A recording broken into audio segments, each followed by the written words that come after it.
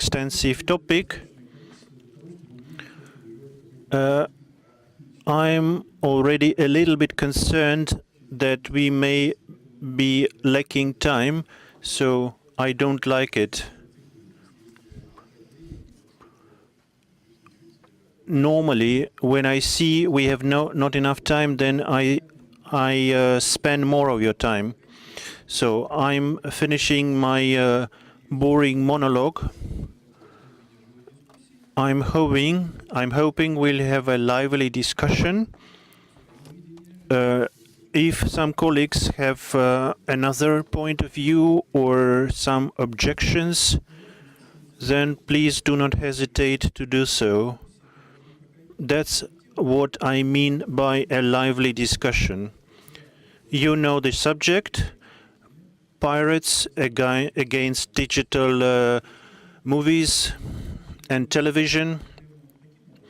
We have identified this problem in such a way that we have a point of non-return, and it will continue to be like this in other regions.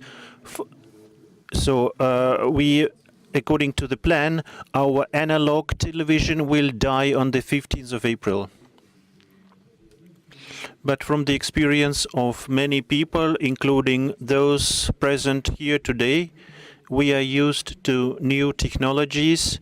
We are familiar with IPTV, even if we don't know the meaning, what stands for that abbreviation. We have been using it since long ago. We have online cinemas. It can be discussed separately, and we can look at how they withstand piracy. There was a misperception that this problem will disappear on its own. Technology is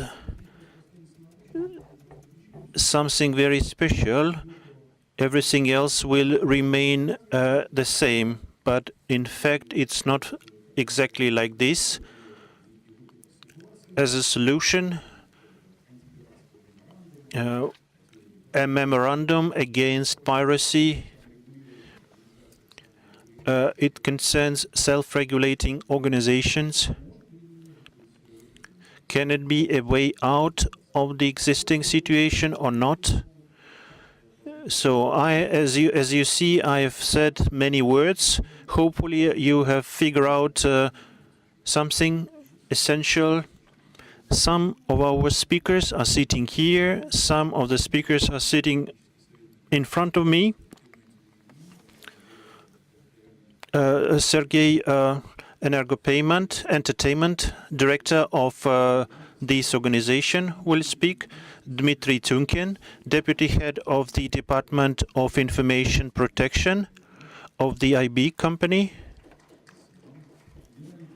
General Director of the Online Cinema, Viktor Chikhanov.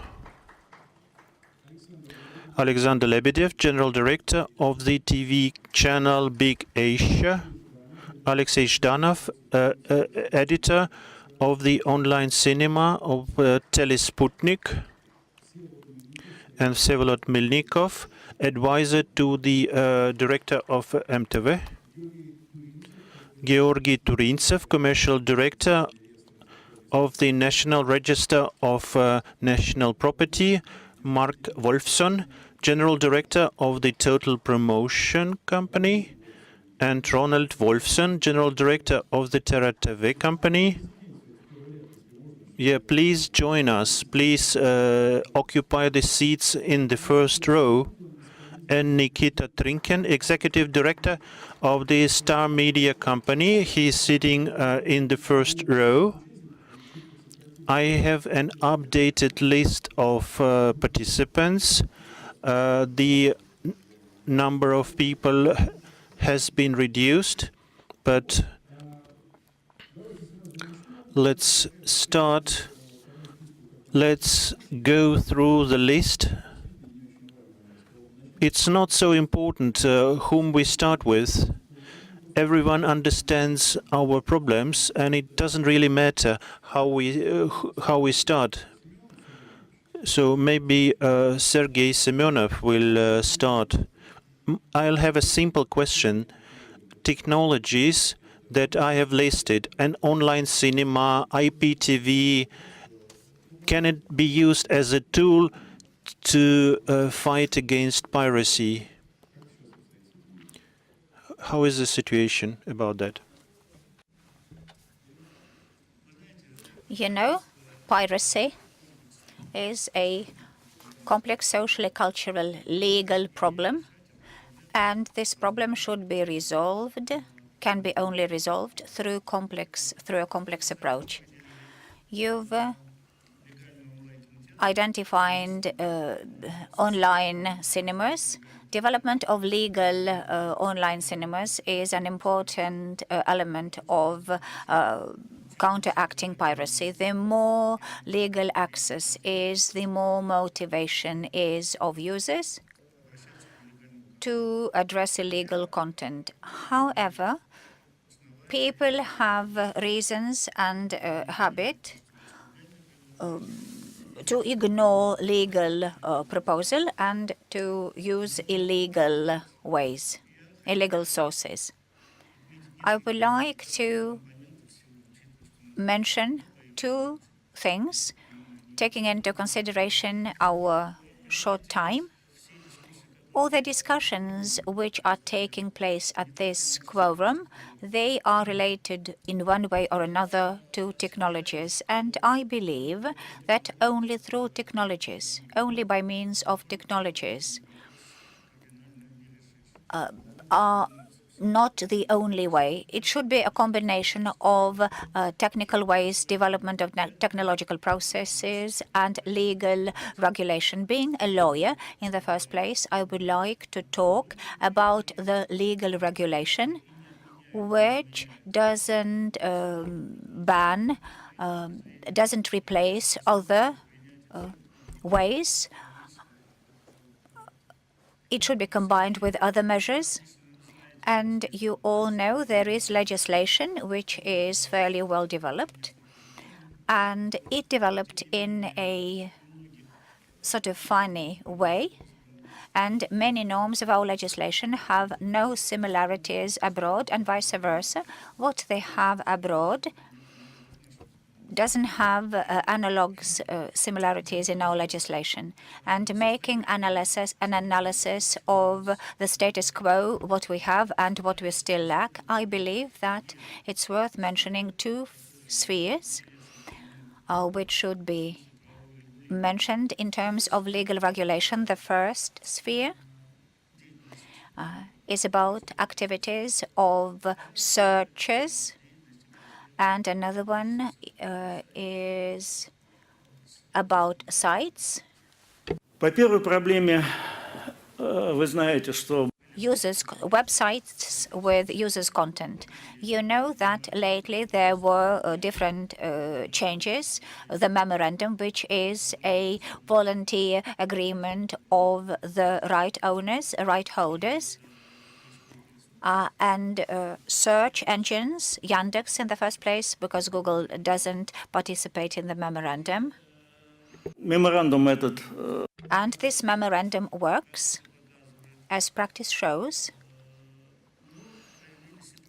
But certain problems also emerge. The first one is in the idea of internet and the ways of using it, and it's about so despite thousands of links to the forbidden content which are being removed and the system is working, what's happening is replacement of the banned links to new ones, and this is done very quickly. Moreover, people who illegally use internet, they adapted to reality.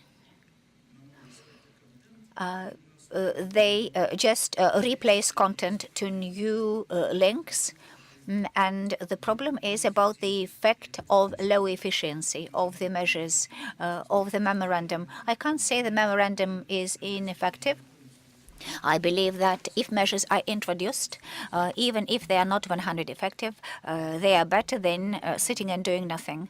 The memorandum, and I hope you all know about it, it's valid until the 1st of September, and now the matter is being raised about what will be happening after the 1st of September. According to the memorandum, participants took upon themselves obligations to further work over creating another memorandum, which, being a federal law, will regulate their relationships. And the first question is about the register. There has to be a register, a state-managed or a volunteer register, as it is today. The second question is about the volume of amount of legal regulation that should be applied. All this is happening on the platform of Roskomnadzor, which plays the role of a mediator, and an active role is placed by the Media Information Union, uniting the largest telecommunication companies. At the moment, there are certain legal proposals developed, which are about amendments to the law on information, and it's a very subtle moment that we experience. Nothing can be said for sure because the text is a draft, it's being discussed, but the idea of the process is that it is developing in the direction of search engines being attached to being covered by the overall norms of anti-piracy legislation, which was focused on the illegal sites, and the search engines are not the violating websites, but they have their impact on reorienting users to the illegal websites. And here certain questions emerge about how, for instance, to identify the legal structure and nature of the search engines. Видимо, потребуется вносить. And this may need amendments to the Civil Code of the Russian Federation to be able to identify the structure and the system and the principles of application of responsibility of resources themselves. And there should be envisaged mechanisms, which I have mentioned, which attach the measures that have been developed with regard to the illegal websites in the sense of reducing or of eliminating links to the violating resources. This is the first field of activities. Another one, in my opinion, is about the websites, which are the so-called users' sites. And the legal problem here is that Они, с одной стороны, пользуются польским. UDC sites, on the one hand, they use users' content. On the other hand,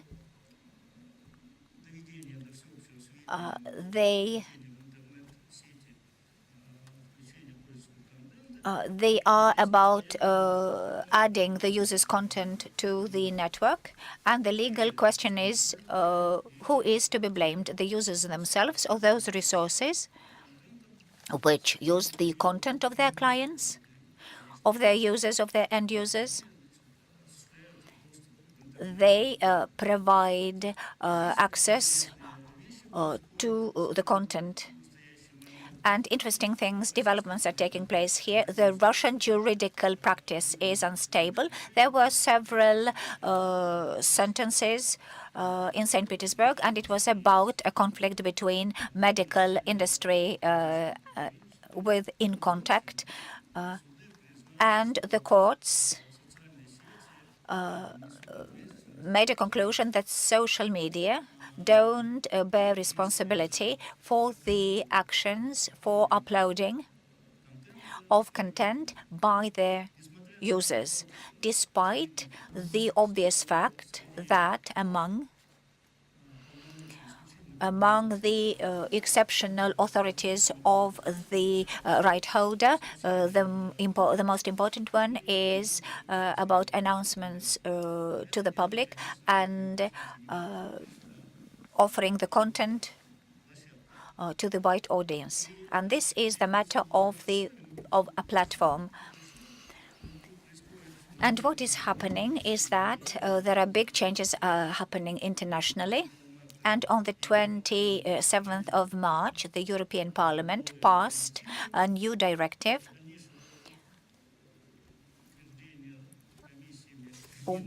which should be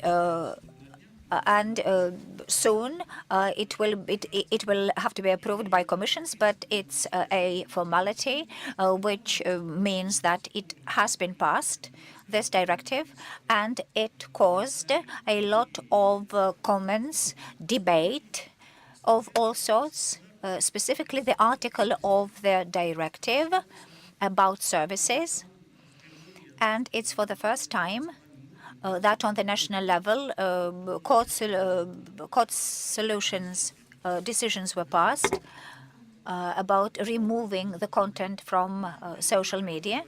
And it's for the first time that it's directly said that those services, though they are called differently, online content sharing service providers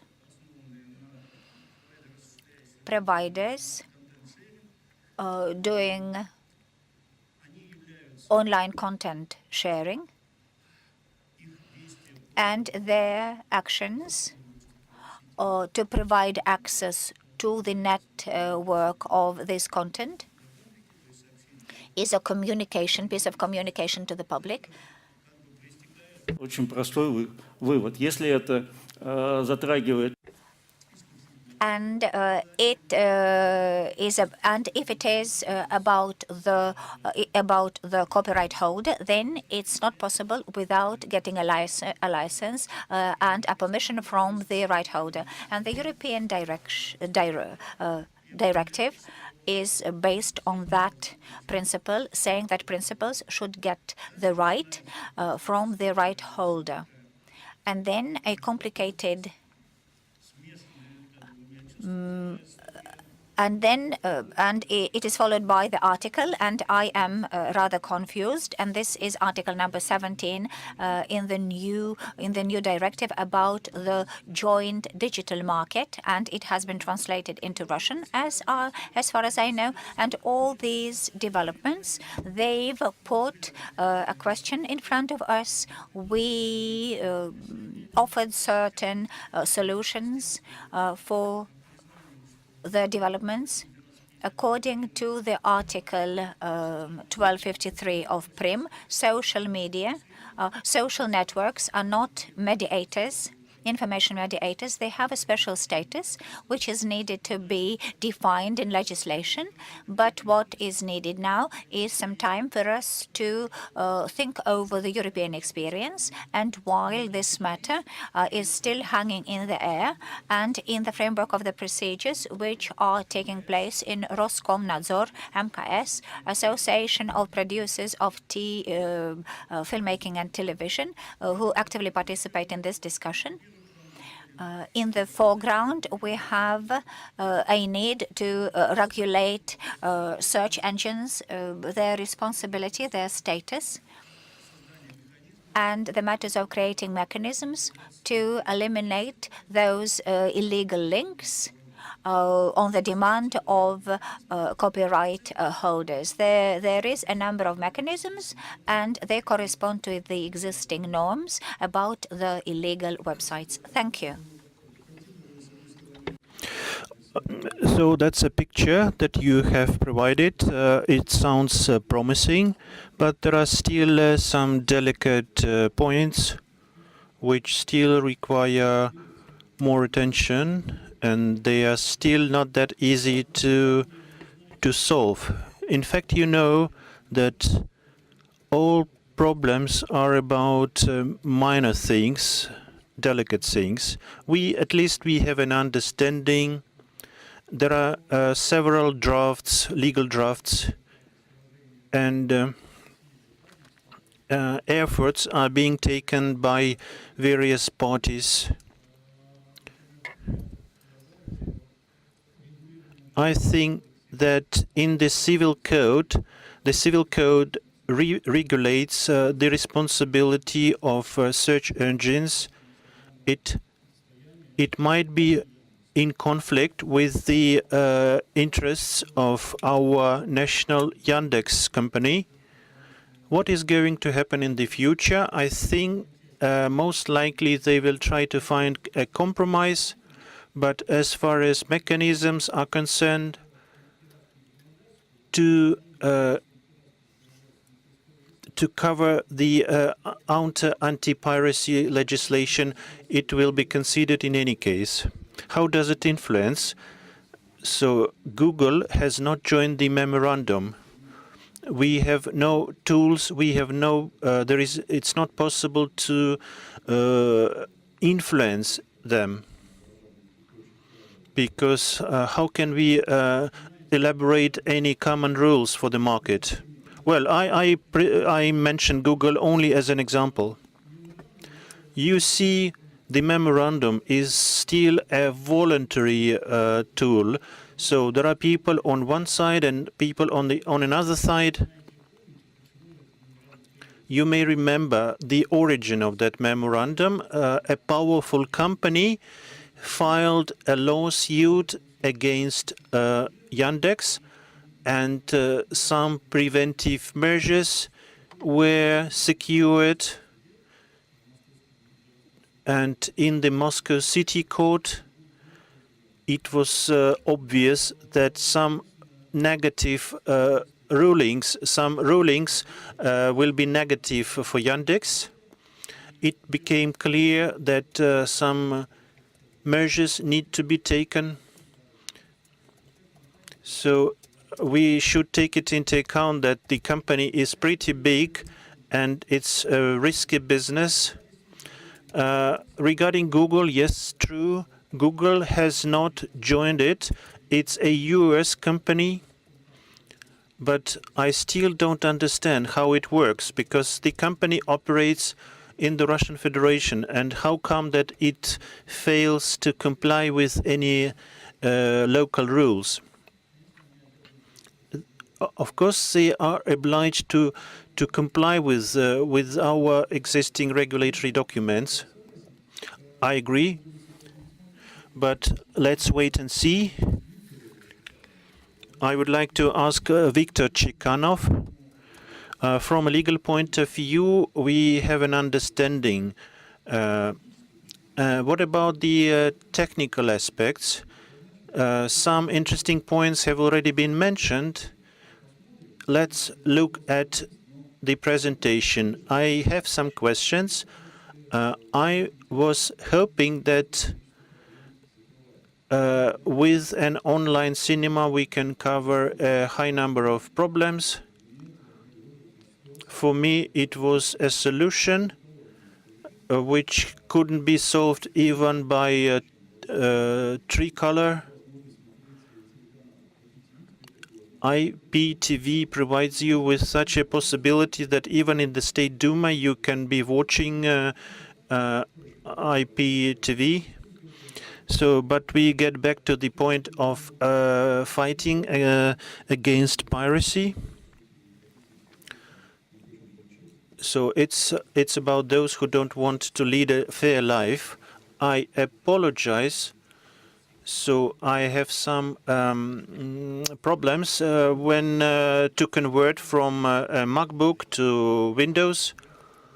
But it's not so much about any digitalized things.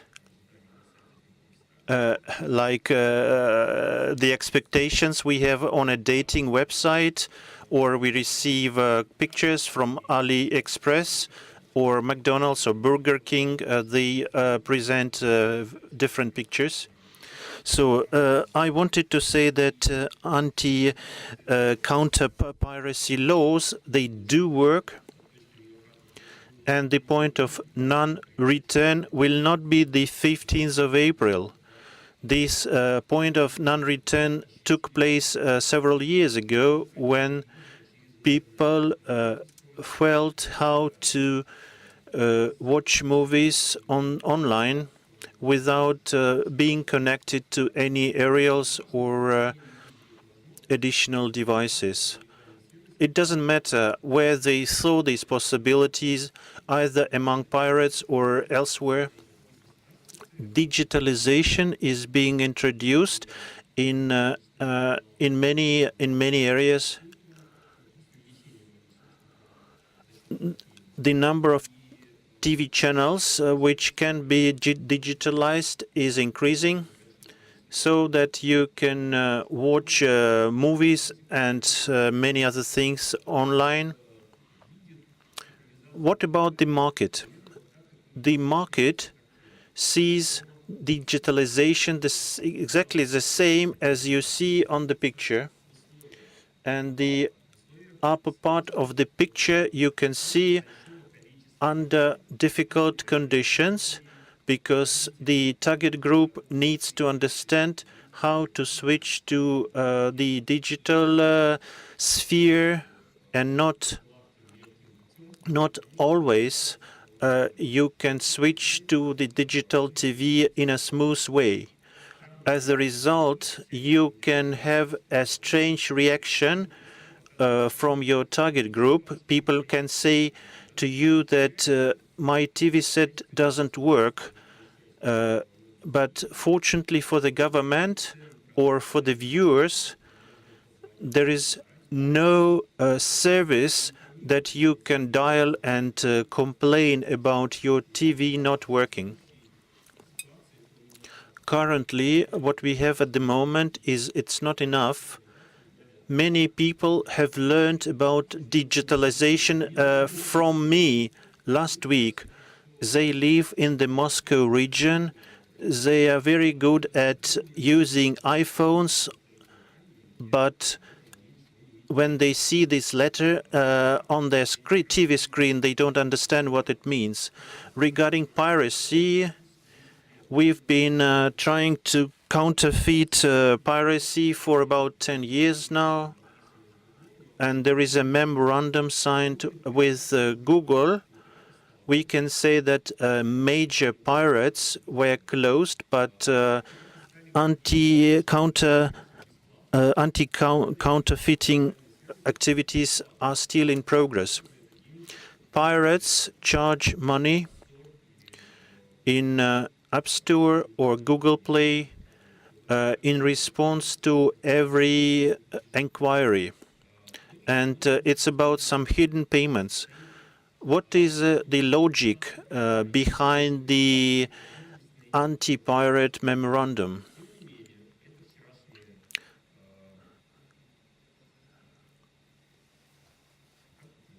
How to get back here? These are screenshots from yesterday. I took just any film. I put it in Yandex. You can find it everywhere in Yandex with advertising of PhoneBet and others. The anti-pirate memorandum works, and we theoretically know that the links were removed, but it's still there. Who is the copyright holder? Maybe you, as a member of the Antipiracy Association, failed to include in the register some of these links. So who is against it? It's Gazprom Media. They're against this home arrest. And the same, this advertising of Arsenal 3-axis. The anti-piracy memorandum is valid, but each of the platforms in its history continues to protect its content independently, especially it concerns most valuable ones. And we achieve a number of 45,000 links a month. We remove almost all, except for maybe 3%. The most effective tactics is when everyone protects its own interests. Okay, let's say that we have removed everything. So, but how will it work? Are we going to agree on in a segment? If we didn't have joint activities to counterfeit piracy, then we wouldn't succeed. As soon as you close one pirate, then they are very tricky and very good at creating many more. It will be like this until we get a real tool that will be effective. Here we deal with the logics of a right balance. Even the law that you have mentioned, which was adopted in the European Union to protect intellectual property online, so it will not be easy to operate it. Either Google or YouTube will have to block a lot of content immediately as soon as it starts to be uploaded. It might be some musical records or anything which will be prohibited for unloading.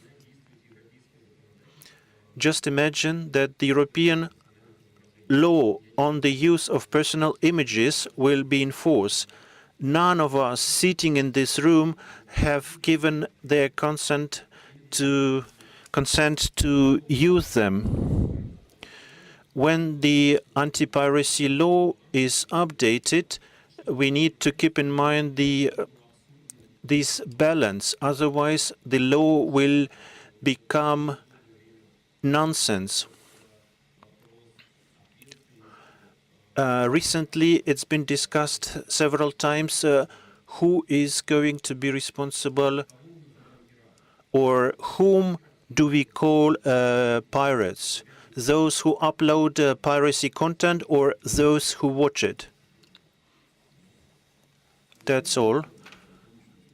Does it mean that we should punish the end user? Because I still don't understand. On the one hand, if you don't know the law, it doesn't mean that you will be released from liability.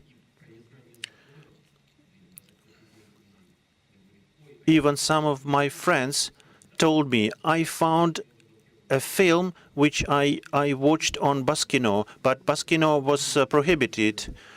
I agree there is a Russian saying that the cruelty and rigidity of the Russian laws can be compensated by its non-mandatory nature.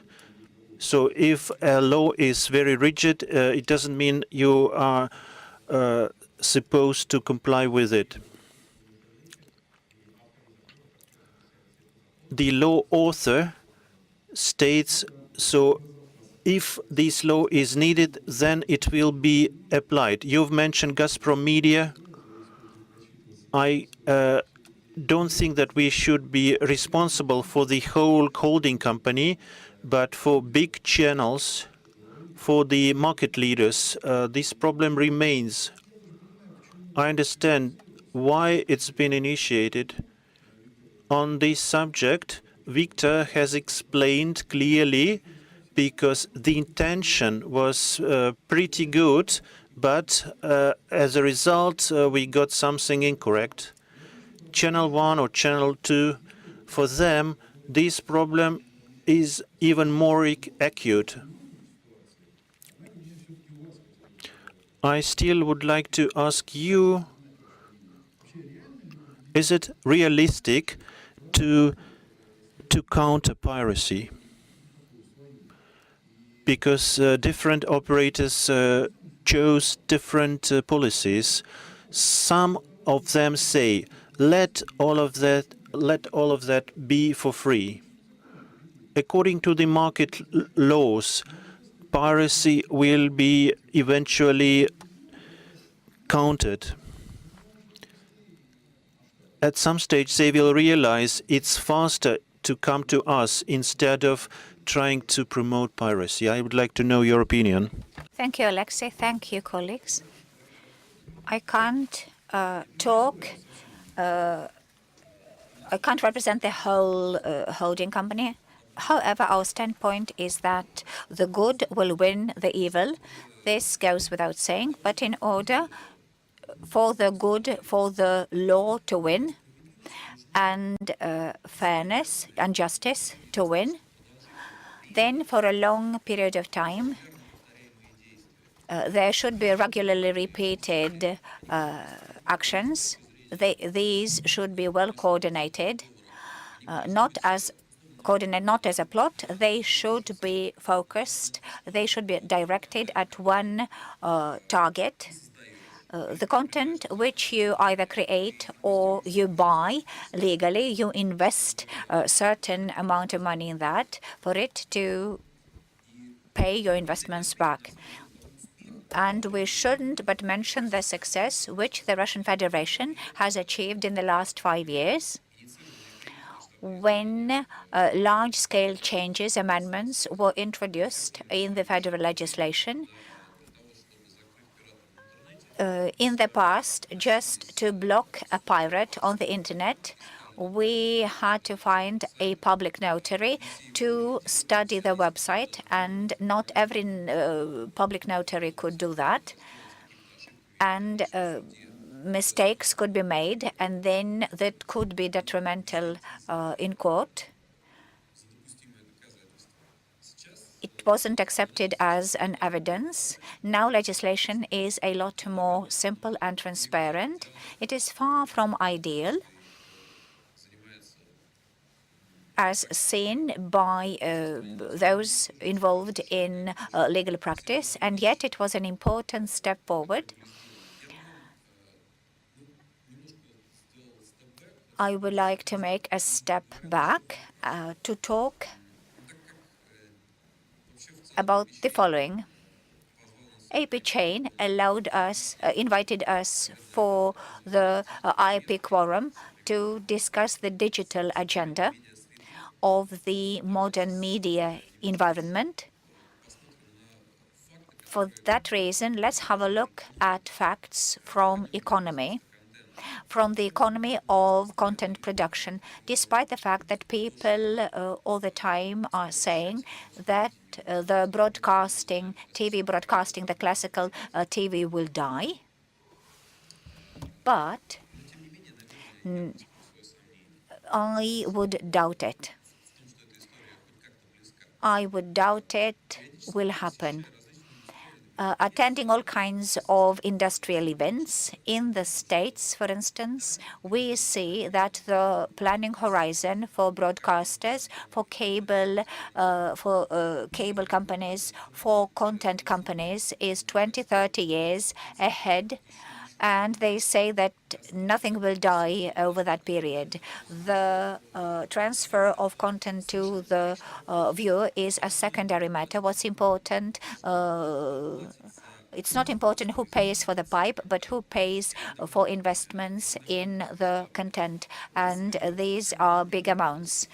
Whether we like it or not, but every day a TV set, an air TV, a legal paid television is watched by more than 60% of people, according to the latest data published by Roskomnadzor. If we speak about the audience watching TV several times a week, then it's about 80% watching ordinary linear line television. They watch line content, legally produced line content. Структура потребления там телевидения. The structure of consuming TV services is changing, but what doesn't change is that that people watch TV content, and on many piracy websites they have TV content. And the simple conclusion is that if the product exists in a white or gray environment, it's important for a consumer, meaning we should protect it because it's ours. And here I would also like to mention the following. There were two very prominent cases in the US and in Europe. In the US 2014, in Europe 2017. I'll start from the one in the European Union, which is closer to us, also in time and location. The Justice Court in 2007 admitted that creation of applications, set-top boxes, which are sold on the free market, the apps which find a server with broadcasting, and you can attach this top box to your TV set and watch on air. And they've concluded it was the violation of the rights of the holders. Just selling set-top boxes is a violation, and in both cases, both in the EU and in the US, noted that it's important to expand, to widen, because our legal framework is too stiff. We need to expand the definition of certain norms in legislation because the lawmaker meant the protection of the rights of those who invest in the production of content, who created content, and with whose financial support. No mistakes should be made. This is also considered to be piracy. If we today, and now I'm talking about the status quo, there should be a legal norm, and we should be able to come to court, and a miracle will happen. It will not happen. The industry, every player, each of the players, and it doesn't matter how big or small it is and which share on the market he occupies, it should gradually work to protect the product which he has legally, on legal basis. In the States, the situation was even more interesting. There was a case, a court case, when a technological company created a transmitter which received from free air radio waves and rebroadcasted on iPads or mobile phones with internet for the consumers to be able to watch what was on air. And when it was in the Supreme Court, that activity was also banned, and the court said, like the Court of Justice in the EU, the interpretation should be widened with regard to interpretation of the terms of the authors and mixed ownership. The model which uses such services is very similar and copies the business model which is dealt with by legal services of charged television. This technology supplies to consumers the same package of one a la carte channel for money, which is also a violation of the exceptional right. The reason for me to give these examples is that we shouldn't wait for miracles from the law. In the last years, in the Russian Federation, such legal changes have taken place with regard to regulating intellectual property, which we couldn't dream about 10 years ago. We should go and apply the changes in legislation. Sometimes it's difficult, sometimes it's not obvious, but as it was mentioned by one of the judges in the Supreme Court of the US, this is the task of good lawyers, to go and to use the legal lacunes which they see, and the Congress, the legislators in the past, if they find a need, they will close this, they will fill in this legal gap. That's all I wanted to say. Regarding what has been just said, I fully support the position. Secondly, as a little example, for example, European courts, in particular the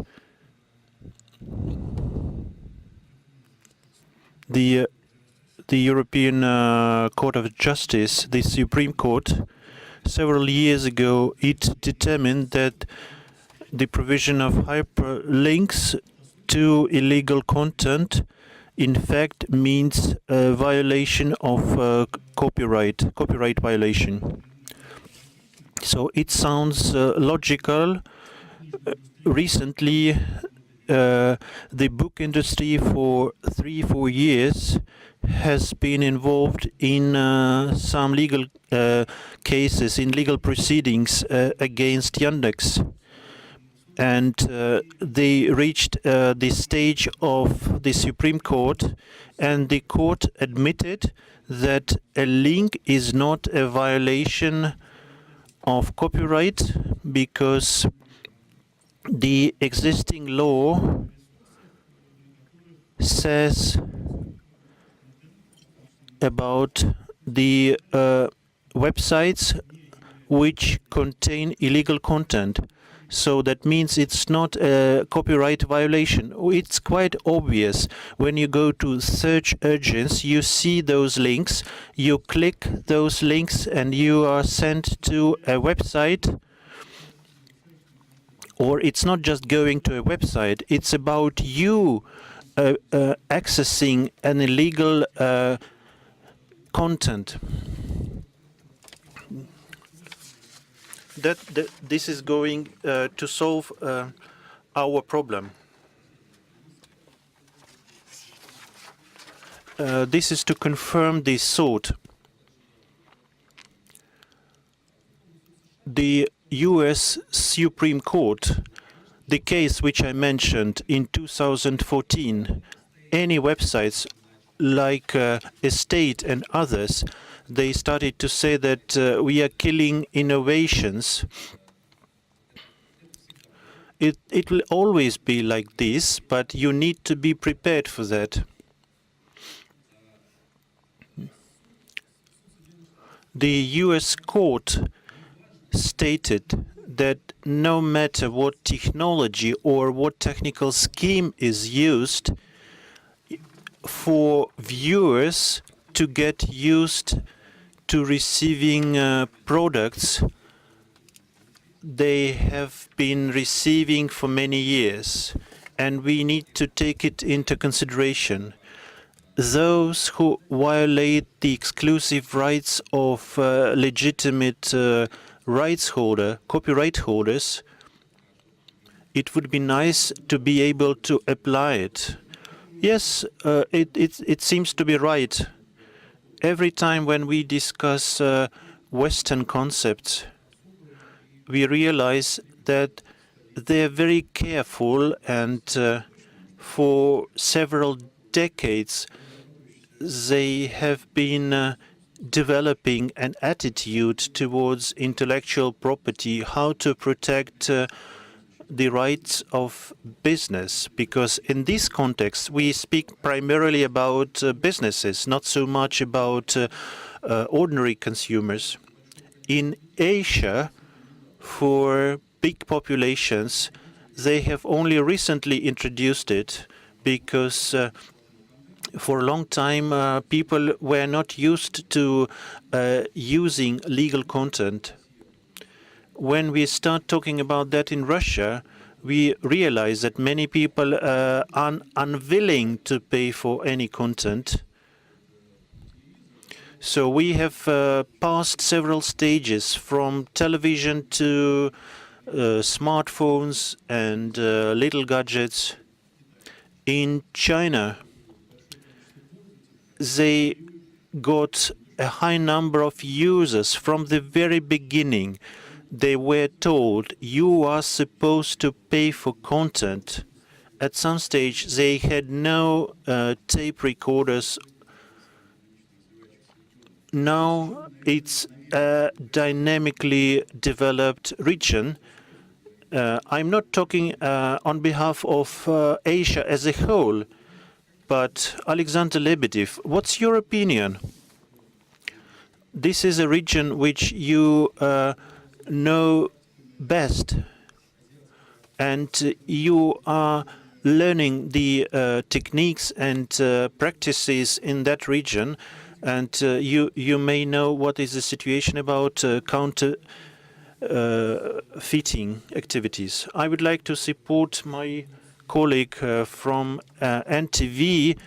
It's still too early to say no to this television, because now we have an illusion that everything will go to the internet, and we forgot that internet is like a big pipe for delivery, and an intellectual product is of a great importance.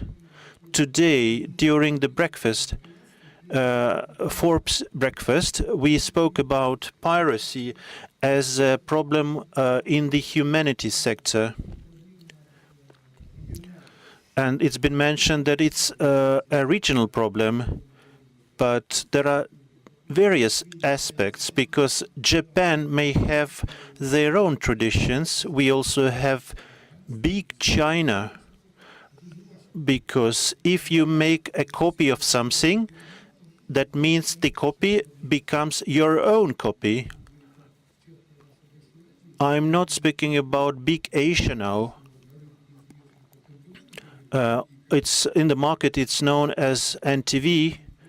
I asked to show a 2-minute video.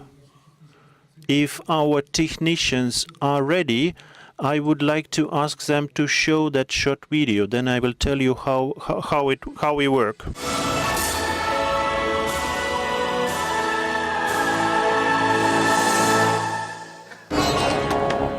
Азия. Яркое сочетание причудливых узоров и строгих цветов, самых высоких гор и самых протяженных равнин на нашей планете, глубочайших вод. Asia looks like a patchwork blanket. It's the area of big cities and small villages. It's a multicultural, multi-language continent. It's about the oldest traditions and the most fast-developing economy of nowadays. Asia, it's a kaleidoscope, the biggest patchwork blanket in this world. Russia is on the cross-sections of Europe and Asia. On the 1st of June, at the Economic Forum of St. Petersburg, the channel Big Russia started, broadcasting through satellite and cable channels, and it will show its viewers the boundless world of the East, daily news, information about Russian and Asian political and business cooperation, Russian outlook at the events, assessments and plans, politicians, business people and analysts, financial news and analysis, peculiarities of Asian market, and nuances of an Asian market.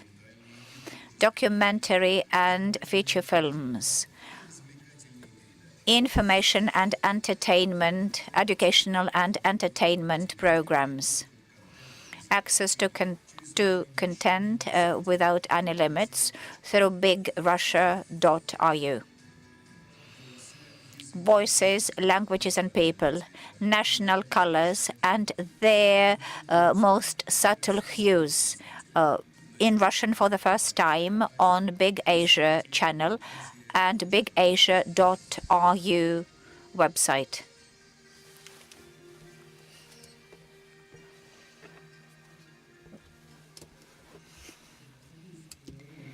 I hope it wasn't very boring and long. I wanted to show it because we started with an open model with different ways of delivery to cover the whole territory of the Russian Federation, and all our colleagues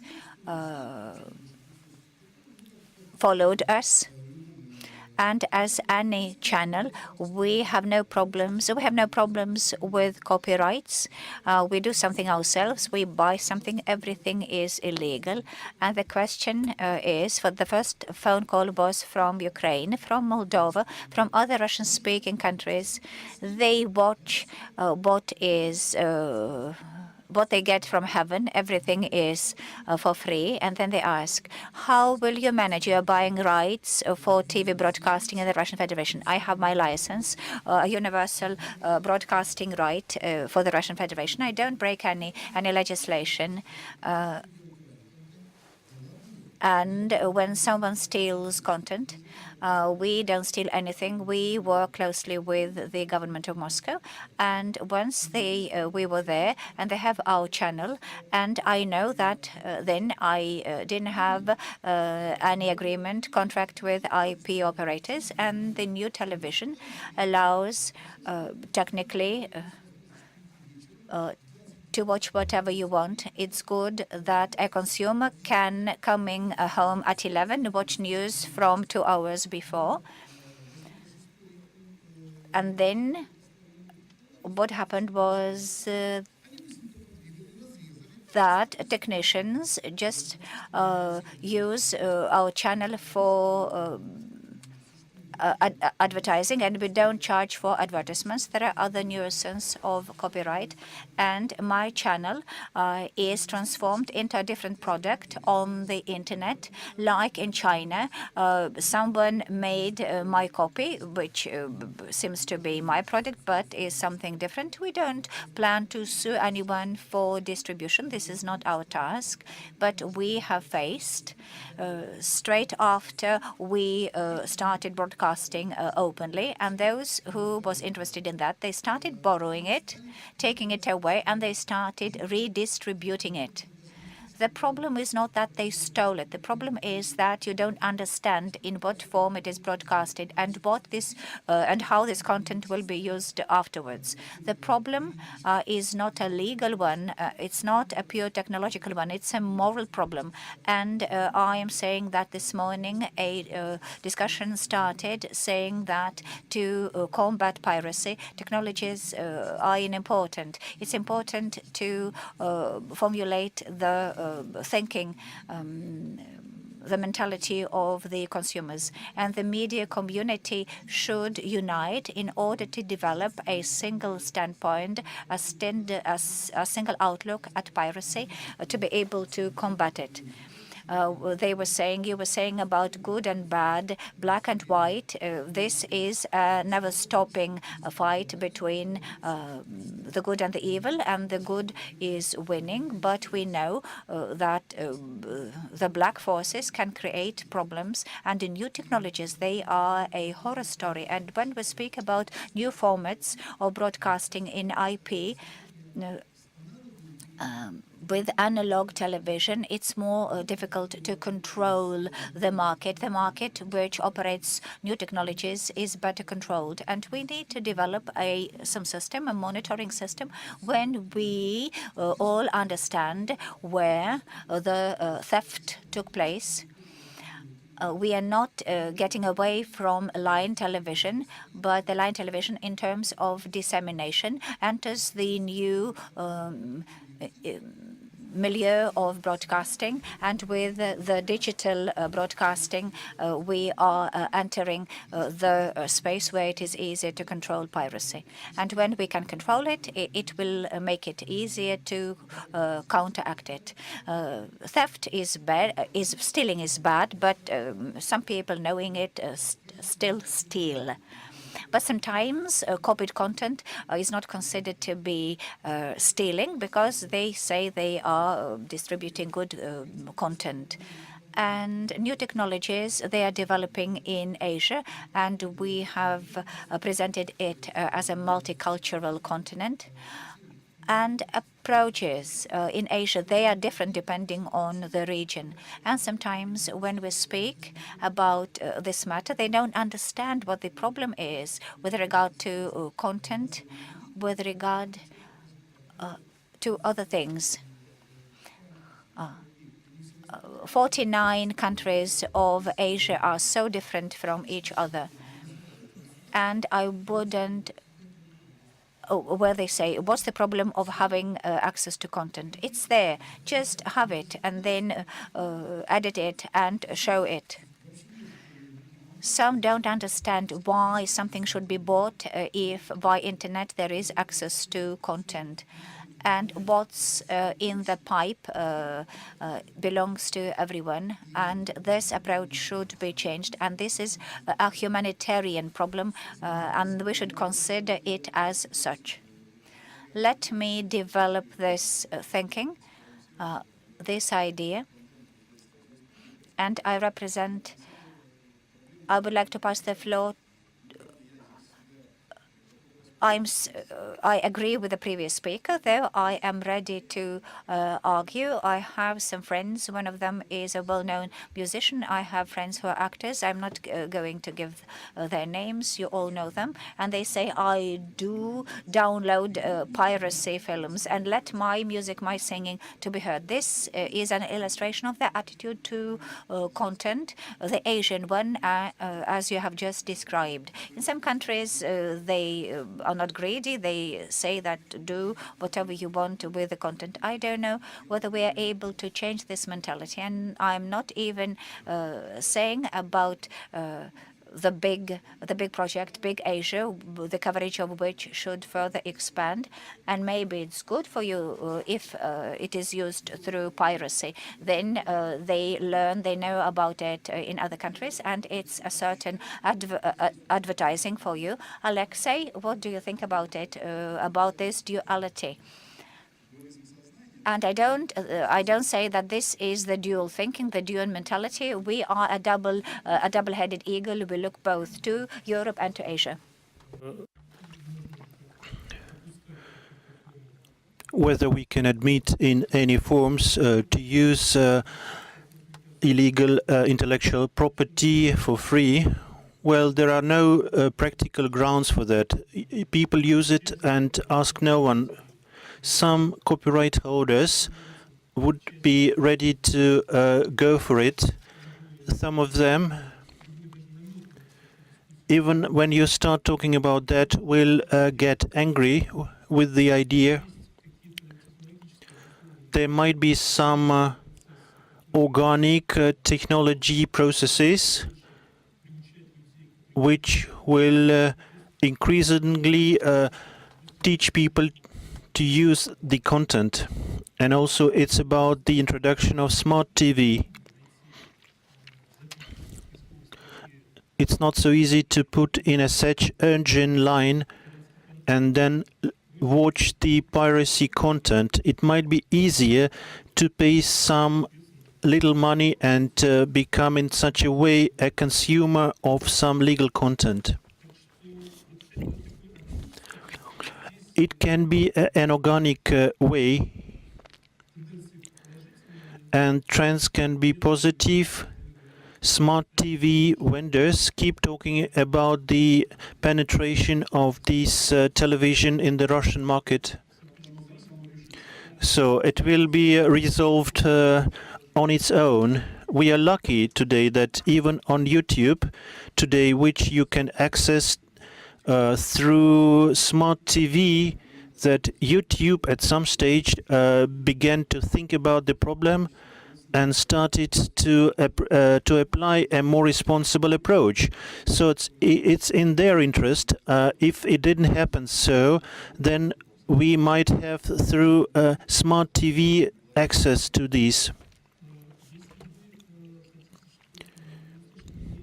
If you would like to know my opinion whether we should prosecute the consumers of piracy content as they do it in the European Union countries, like in Germany, if there are any users of, if there are any piracy content users, penalties will be imposed.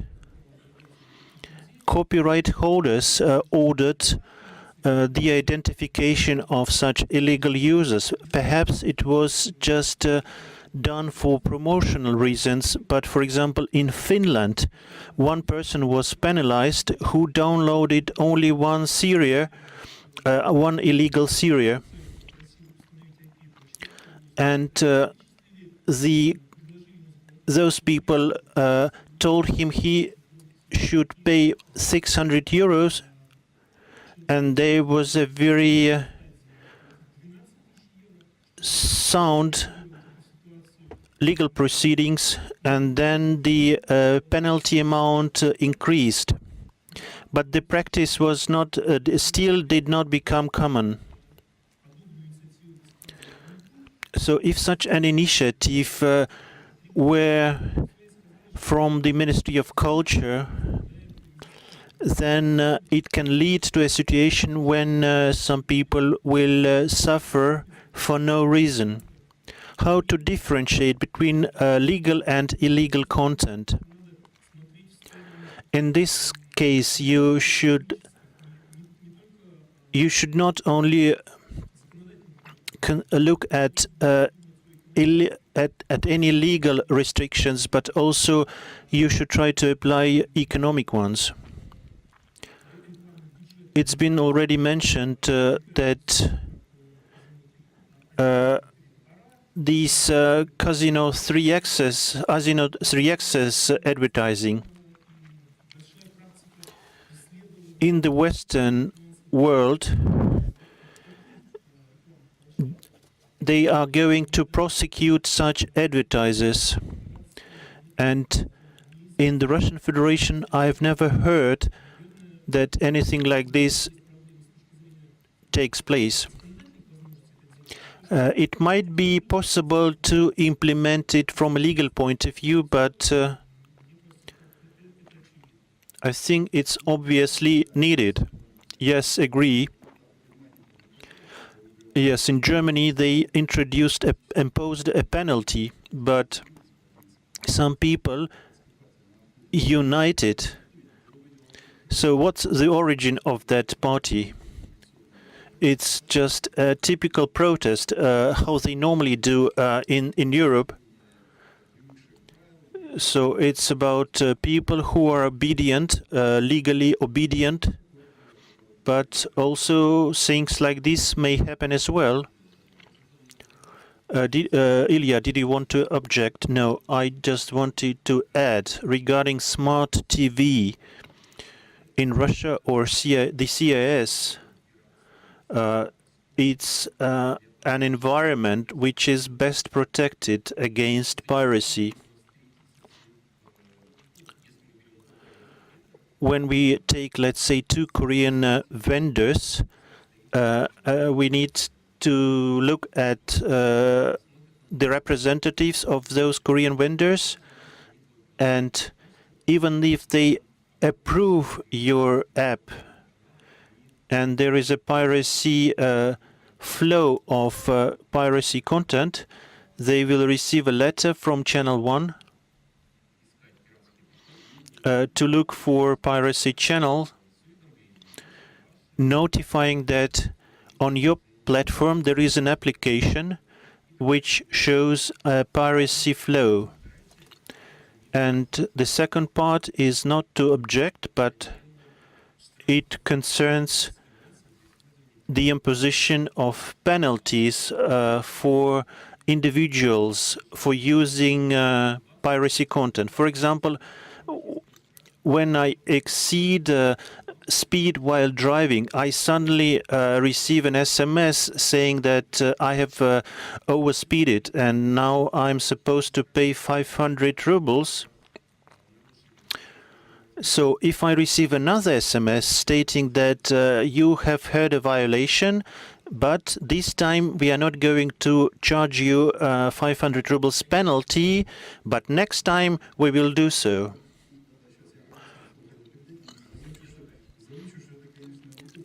Yeah, it cannot be true.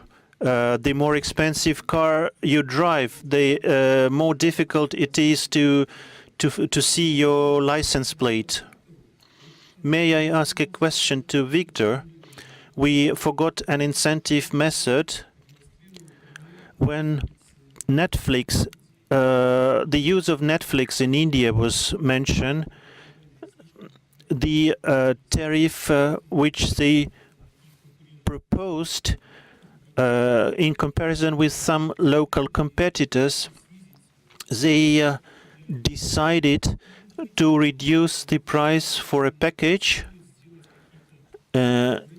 Some local players maybe should invent a solution which will be at low cost, and then those people who previously had doubts whether they should pay for a content,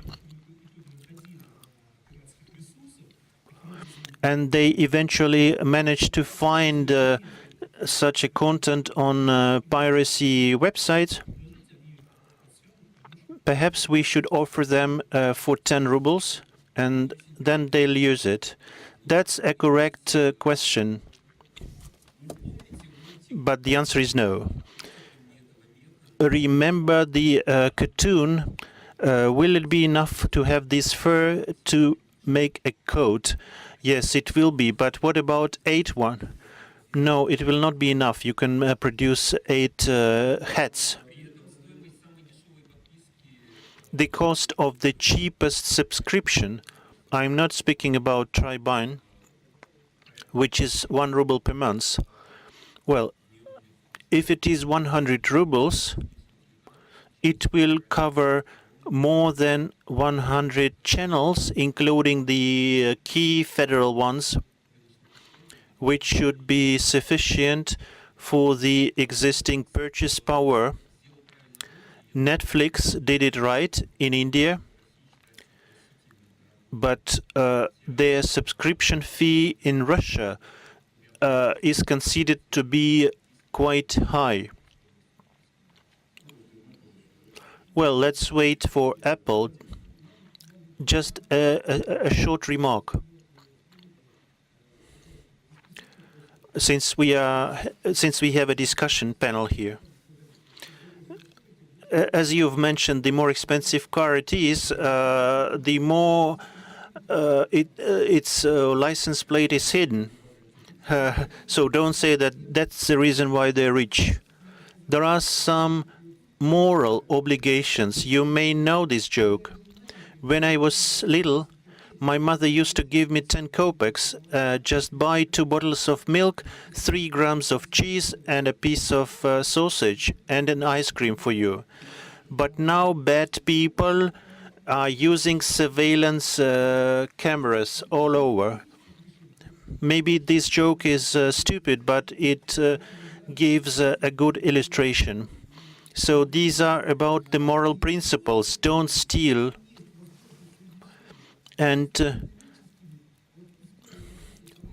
the human history tells us that you have never solved any problems just through economic solutions. Let's give the floor to IB Group, Dmitry Tyunkin, head of the IT department and intellectual property protection section. The company, everybody knows this company. They are the leaders in that area. Is there a technical solution to fight against piracy? How does it work? It's a good question about how it works. I will not be able to answer within the short period of time I have. I would like to make a comment first about fines. Fines are good. 500 rubles for overspeeding, for speeding 20 kilometers. They are now talking about 3,000 rubles fine, and this can result in just putting your car in a garage and walking. Fines in Germany, for instance, yes, it is possible to identify the user, and fines are high, and owners of hotels and restaurants are fined if from their network content was downloaded. It's the matter of technologies. Luckily or unluckily, Russia is ahead of the rest of the planet with regard to the speed of mobile internet and the amount of selling gadgets, and torrents is used, but those who use online content is wide and is great. Piratka.ru is a way of downloading a film for free. And representing my company, I can say that this is not, it's not easy to follow and to fine all the violators. There is a good example in the States. I don't know whether it's good or bad. It's about the format of consuming content through torrents. The same system of fines equivalent to the amount of content. If you download a film and the fine is 500 rubles, which is the same price that you would pay for a legal film. This is just a small comment about what was said before. I have figures. Though I am not fond of using figures, I will be very brief, but I don't have many figures. These figures are out of date before the piracy memorandum was introduced, not from the moment when it was signed, but from the moment when right holders started acting. Some time ago, traffic on pirate sites was not from search engines, but directly, or they were advertising themselves through social media. And at the moment, 75% traffic is through search engines, not only Yandex. This is also Google. And the correlation is between these two is similar. And it seems that if we agree with search engines, if we respond at the threat, and then piracy will die.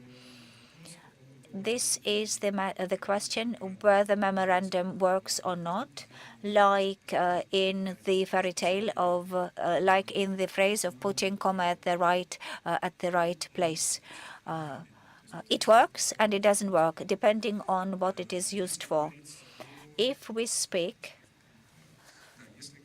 let me scroll. If we speak about the piracy resource, if we discuss the piracy resources as such and the main type of content which is consumed and uploaded, audio-visual content and online watching, pirates in their asset have very quick way of creating sites. This is done in the last 3 years automatically, not manually. Monetization is also done not by placing legal partners through players automatically. 10 minutes. If you do it manually, then one new site can be done. Just turnkey website, very good looking. If we are talking about automatic creation, then you can create a big number of websites. A few words about the memorandum. The memorandum works since 6 months ago. technically, and actually 192,000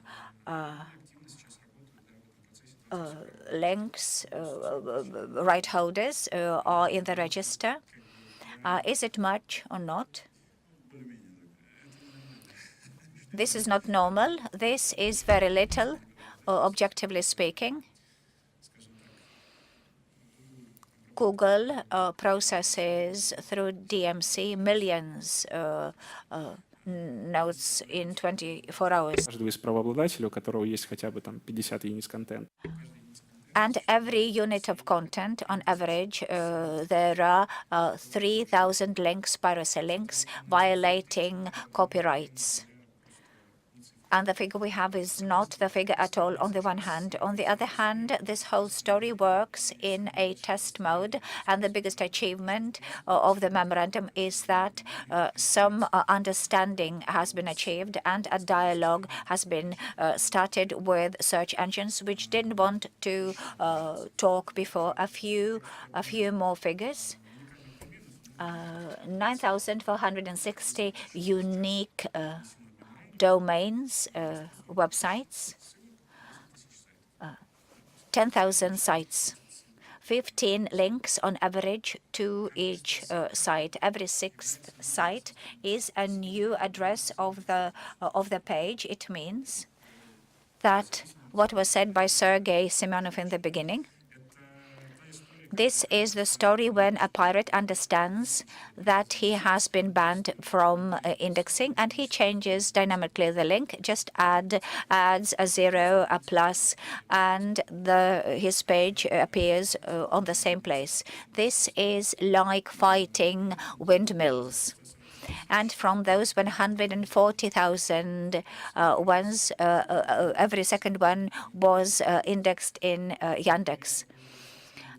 And if you ask whether it's sufficient or not, it's difficult to answer.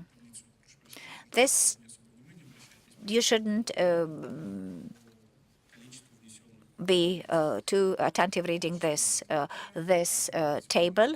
This is just the list of domains.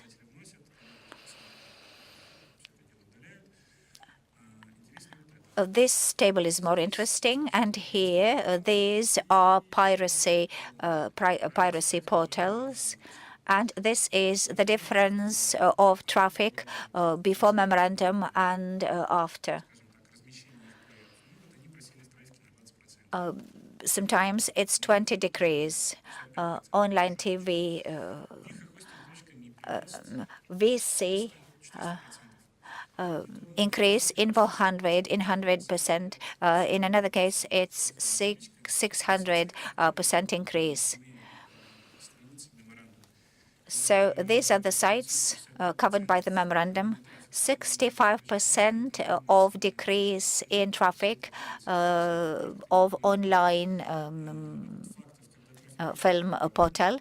This is the record, but sometimes traffic is increasing. So what's happening is ehosting.mi is the domain which creates technical possibility to upload content and then placing it on the city website.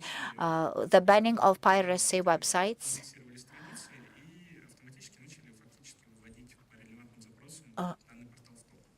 automatically those websites were moved upwards to the top list. vHosting and vCmobi from October, November, when the memorandum was passed. So the traffic is not decreasing. Don't know why. Maybe this is natural. Drawing the conclusion about the results of the memorandum, it works if right holders want to protect their rights, their interests. If Victor wants to protect his film, and if he starts actively counteracting 45,000 pages banned, then the right holder will succeed. If we speak whether it's possible to defeat piracy, the answer is no. In order to defeat it, to defeat a piracy portal, the number of indexed pages is the number known to the search engine, and see how many pages were erased from the search. And you can see the damage done by the memorandum, practically less than 1% damage. And if we speak about the global meaning, about how this memorandum, the current mechanics of this memorandum, how possible it is to defeat piracy, not yet. And if we speak about, if we view it as an additional instrument helping the right holder, then it's working. It depends on how we view this situation. So your opinion is clear, and now I would like to pass the floor. I hope we still have time before we need to finish. The floor is passed to Grigory Turintsev, representing the National Register of Intellectual Property. Maybe self-regulating organizations can improve the situation. How do you see the problem? We look at this problem from a different angle. After having listened carefully to the previous speakers, we are talking that the government needs to adjust the law, and then we say that business provides the conditions, and it's one of the solutions to counterfeit piracy when labor costs associated with the search for piracy content exceeds the amount which can be spent for that. So people will be paying only for conveniences. Right now, in my opinion, business is capable of resolving the problem, but I know that here we have here representatives of the audio and visual products, but it also concerns video, phonograms, and many others. A single anti-piracy memorandum protects big businesses, those businesses that are in the position to spend high amounts and protect themselves as professionals. But what about individual authors, individual creators? For example, I created a photograph of a candle. It's a well-known photograph which was sold for $1 or $2. My solution is to unite. If you are small, you need to become a part of a crowd. Yes, it was said already that you need to have a single policy, a single strategy, a consumption model. Consumption models are similar all over. You do not need to change anyone.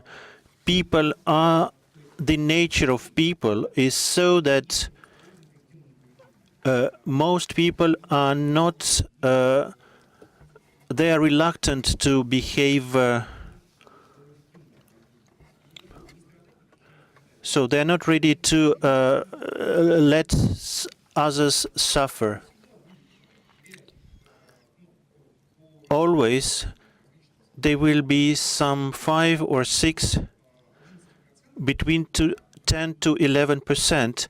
There will be people who violate. It's like traffic rules. We should try to reduce to 2%. Everything else is unimportant. So it's about protecting each and every photograph on your iPhone. You can pay money for each of the titles. It should be noted, the authors who make art house content, it's not about price. Sometimes there is no price. They do not protect the whole pool of images. Recently, we have considered a case, an image protection case. Photographs always have a series of photographs. None of them produce single photos. There is a studio, and they invite people who decorate the studio. It's not about making only one single image. A photographer creates an image from one angle, from another angle. If a photographer protects each and every photo, then it makes no sense for him to do this job. It's about pricing, but it's something else. It's different. It's not television.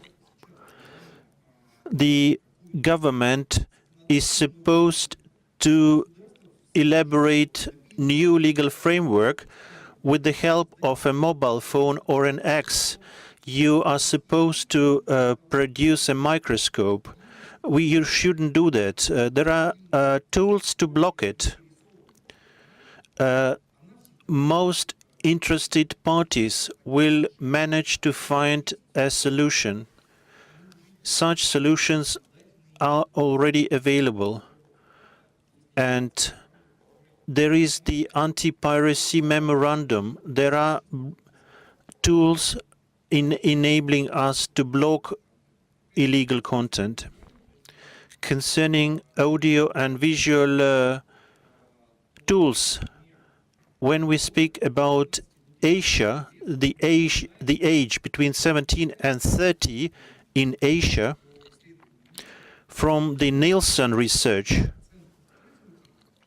more than 70% of users pay for the streaming content.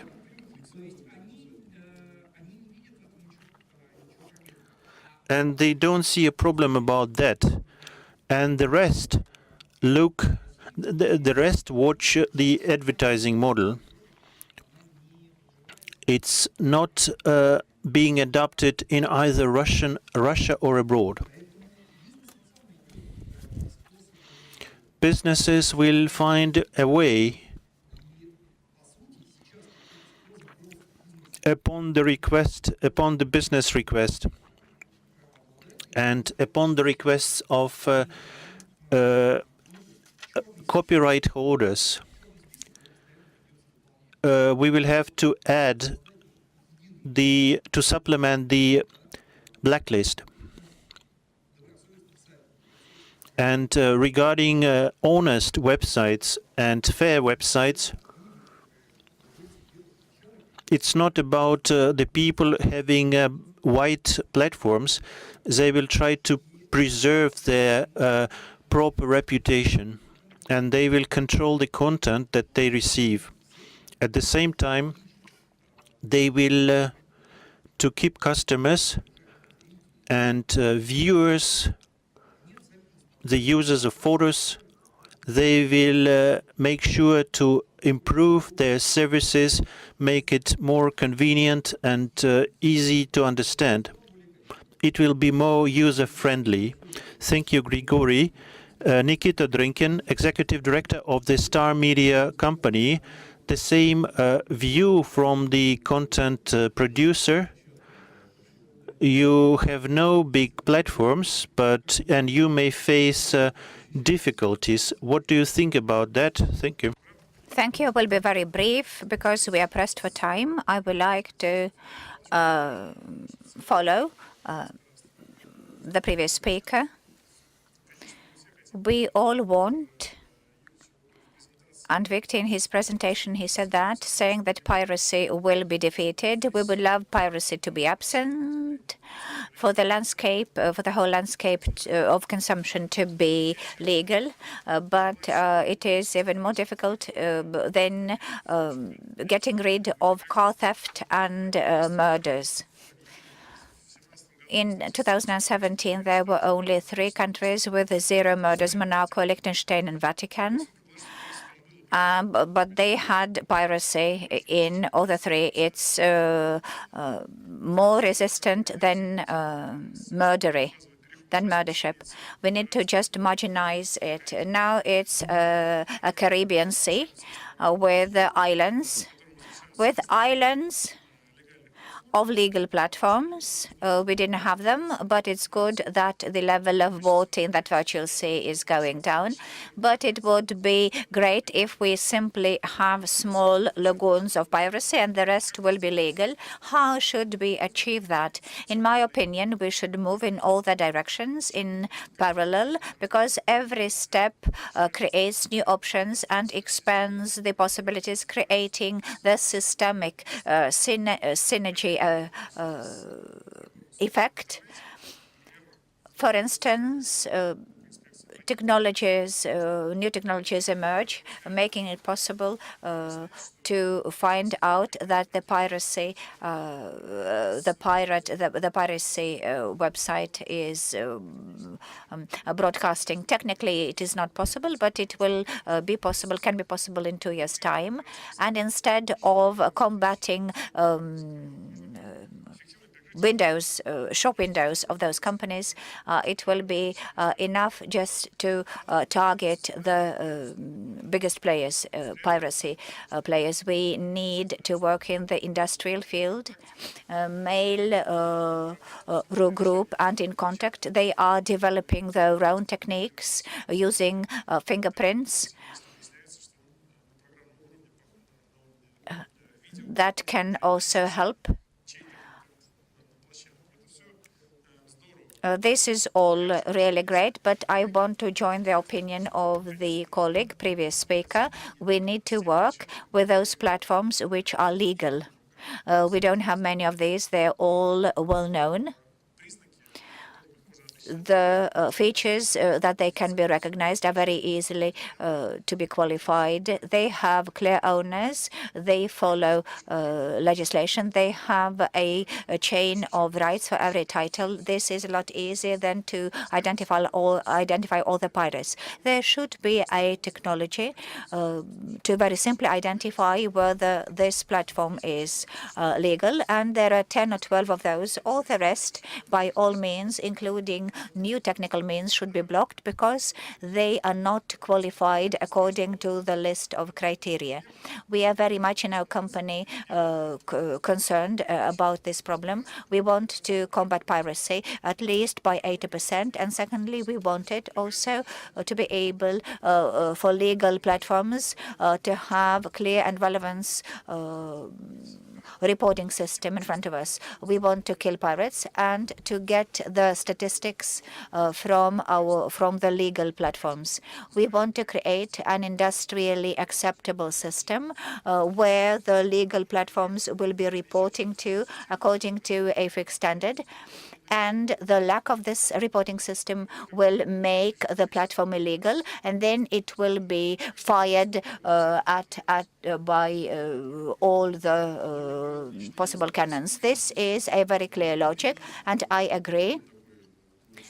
And this is a creative approach. Mark Wolfson, the General Director of Telepromotion, what's your opinion? What's your viewpoint? Is there a way out from this? Maybe not a blind alley?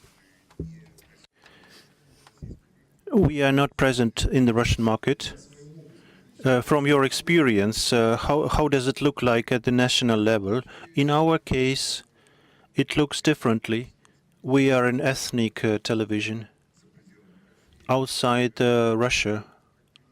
As an example, if we have NTV here, NTV Mir, it is broadcasted in Israel. But pirates, they do not They broadcast non-legitimate versions. What can we do? Nothing. Do you think we should feel fine about that? No, we should fight against that. I understand. I'll ask Ronald. Do you agree with the situation that there is nothing to be done about it?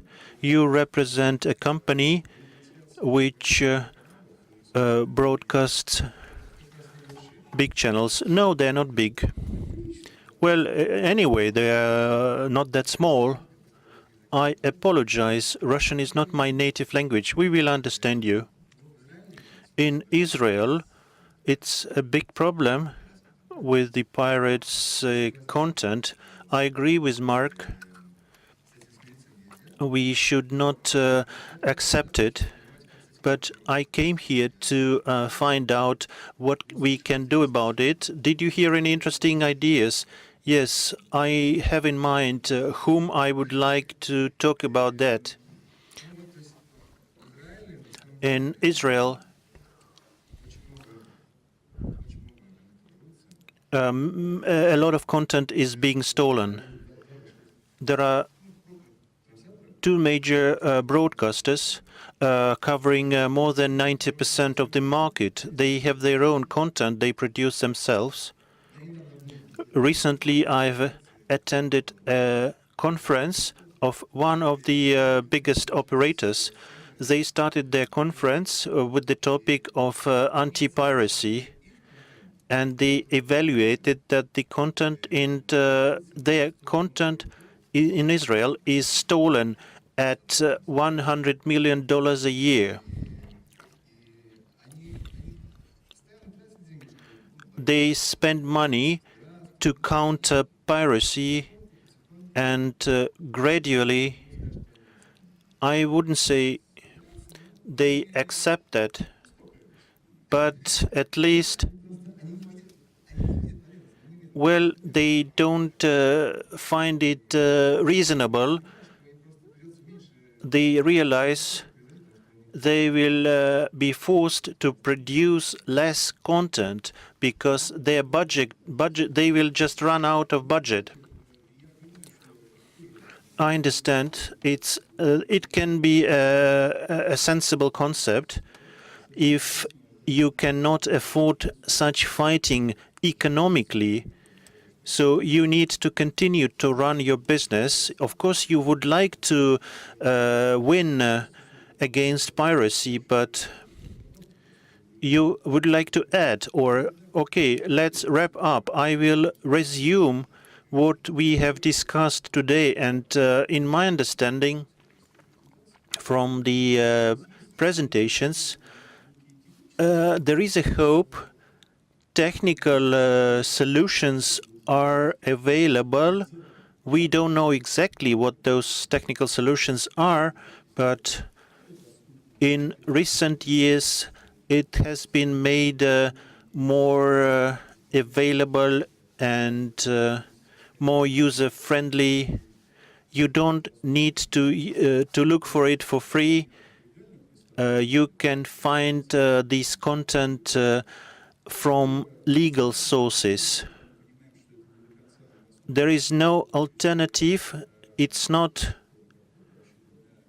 a ready-made solution. We cannot rely on the memorandum only, because it may be the case that the memorandum will be transformed into a legal instrument. It should provide an incentive, as it normally happens when you see in the street, if all streets are clean, then it's unlikely you will throw garbage on the street. We should train people, educate people to let them know that it's just more convenient and it's more right. What does it mean to have a more stable market behavior? how to educate people to learn the right games of the right rules of the game. We can discuss this topic every year. I am very grateful because every time we start discussing it, we see that new things are being introduced and the way of thinking is changed as well. It's not to say that we are going to live in a better world tomorrow, but anyway, we can have this platform for discussion. The forum continues its work. So time is running. So now I go. I have to work in a different session. I ask you. I apologize.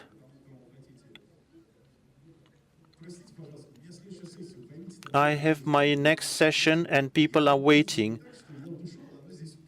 I cannot do it like this, that I go and you continue to work. I must declare that our session is officially closed. Thank you all,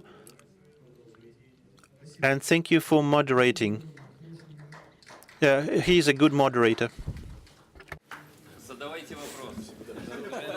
Да, спасибо вам. Счастливо.